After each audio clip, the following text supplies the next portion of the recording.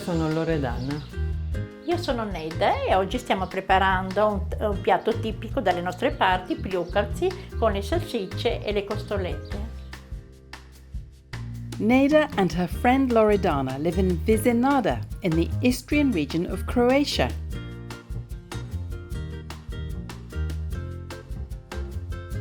Welcome to Pasta Grannies in Istria. Now this is a region which covers Italy, Slovenia and Croatia, where we are at the moment. It's a little bit complicated with the history, but here Italian is also spoken and there's also a tradition of pasta making. Neda was the deputy mayor of Neda and is president of the Italian community there. Today they are making Pljukanci, a pasta special to the area. Neda explains how the meat is made. Allora queste sono le salsicce, perché dal maiale tradizionale che viene da casa, che mangia tutte le cose naturali, e praticamente il maiale si prepara da novembre a febbraio, perché si deve tutto asciugare sulla bora, perché la bora è tradizionale nell'Istria, da noi in Istria, per proprio conservare le cose che deve essere bene asciutte e per mangiare poi tutto l'anno. First, Neda prepares the stew. She uses air-dried pork ribs and sausages. She slices them into bite-sized pieces. Before drying, the pork is cured with black pepper, bay leaves, garlic and salt. E poi le salsicce si possono anche asciugare un mese, a 20 giorni, e diventano proprio belle asciutte e si mangiano come salamino. Loredana, meanwhile, finely dices a couple of onions. Neda adds some olive oil and they let the onions soften.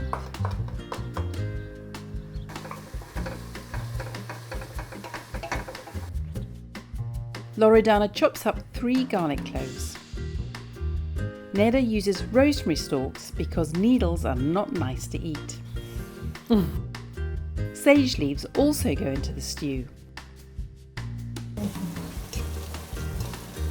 Non serve tanto sale per questo, perché le salsicce e le costole sono già salate e hanno anche già il pepe, si vede, no? Allora basta un pochettino.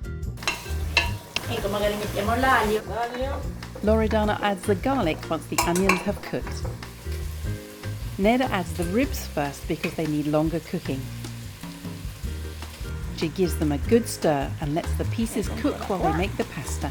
Ecco, allora adesso lasciamo un momentino che prendano il sapore le costolette e poi aggiungeremo le salsicce perché sono più tenere.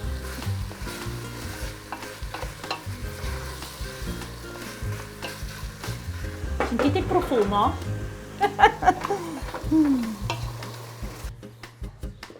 This is 00 flour and it's from their local mill. Loredana is in charge of the pasta making because she works in a bakery. She has to use a spatula to start mixing the boiling water into the flour. Si aggiunge acqua un po' alla volta. This makes a soft but not elastic dough.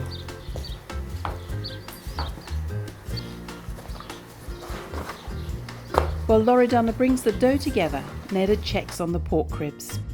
She adds a bit of water to stop the meat from sticking. You can use fresh pork ribs, though the taste will not be as savoury. The dough should be kneaded until it is smooth and soft to touch. Loredana snips off a small piece at a time and rolls it under her flat palm 2 or 3 times to create a spindle. This looks easy, but it's not, as Pljukanci have pointed ends and a thicker middle. This means you have to vary the pressure of your hand. Loredana says there's a bit too much flour on the board, which makes it difficult to roll the pasta. You can also roll them using both hands, as Neda does. The name Pljukanci comes from the word to spit. People used to spit on their hands as a bit of moisture helps grip the dough. You can use a spray bottle instead. Allora, questo tipo di pasta si chiama Pljukanci, siccome una volta in passato si sputava nella palma del mano per far scivolare meglio la pasta, che non si attacchi alla mano. Neda adds the sausage pieces to the ribs. Ecco, adesso diamo una bella mescolata. Neda adds some local white wine to the mixture. Più buono il vino, più buono viene poi il prodotto. Once the alcohol is evaporated, she adds some homemade tomato passata. Non c'è conservanti, non c'è niente, c'è solo pomodoro.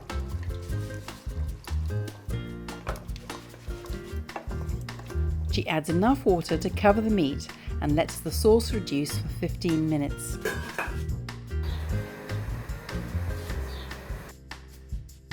The pairs salt their pasta water and cook the Pljukanci for around 5 minutes.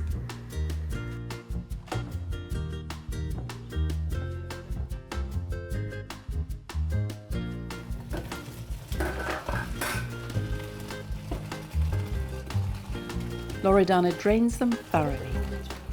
Prendiamo il sugo. Neda dresses the pasta with some sauce. She adds more meat to each serving.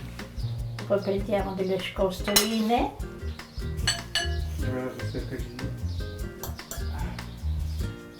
Ecco. Questi sono i Pljukanci. Grazie Loredana. Grazie a Neda. It takes a bit of practice to say the pasta is ready in unison.